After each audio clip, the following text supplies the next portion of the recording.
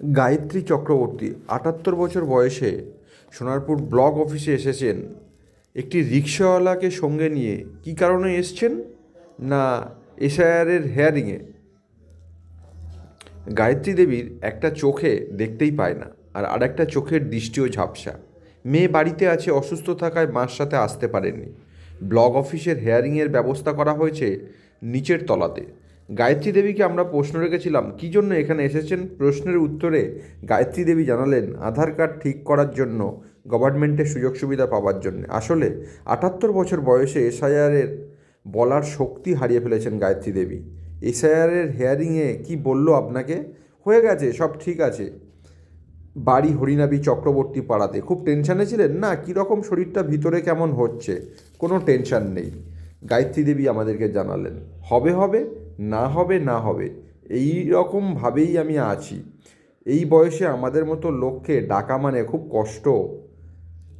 আসবো না ভেবেছিলাম, তবুও এসেছি। এখানে বলার বিষয় যে অনেক অসহায় মানুষ আছে যাদের পরিবারের কেউ নেই, তারাও আসতে বাধ্য হচ্ছে এই বৃদ্ধ বয়সে। এটা প্রশাসন এবং নির্বাচন কমিশনকে আরও দায়িত্ব নিয়ে দেখতে হবে, যাতে এইরকম বিপদে পড়া মানুষগুলোর পাশে সবাই থাকে। কি বলছেন গায়ত্রী দেবী? আসুন আমরা নিজের মুখ থেকে শুনি। এখানে এসছেন আমি আমার ওই কি আধার কার্ড ঠিক করবার জন্য আর গভর্নমেন্টের সুযোগ সুবিধা পাওয়ার জন্য।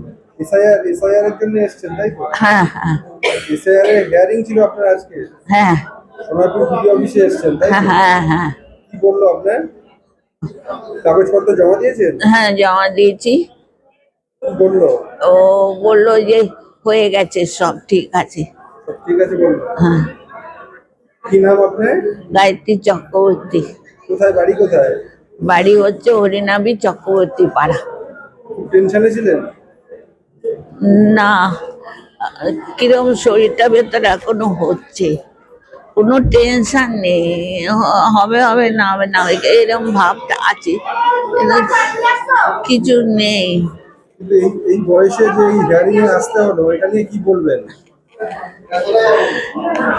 এটা নিয়ে গভর্নমেন্টের যাতে সুযোগ সুবিধাগুলো পাই, সেই জন্য আসতে হলো। আর আমাদের মতো লোক ডাকা মানে খুব কষ্টকর। আসবো না ভেবেছিলাম, তবুও এসেছি।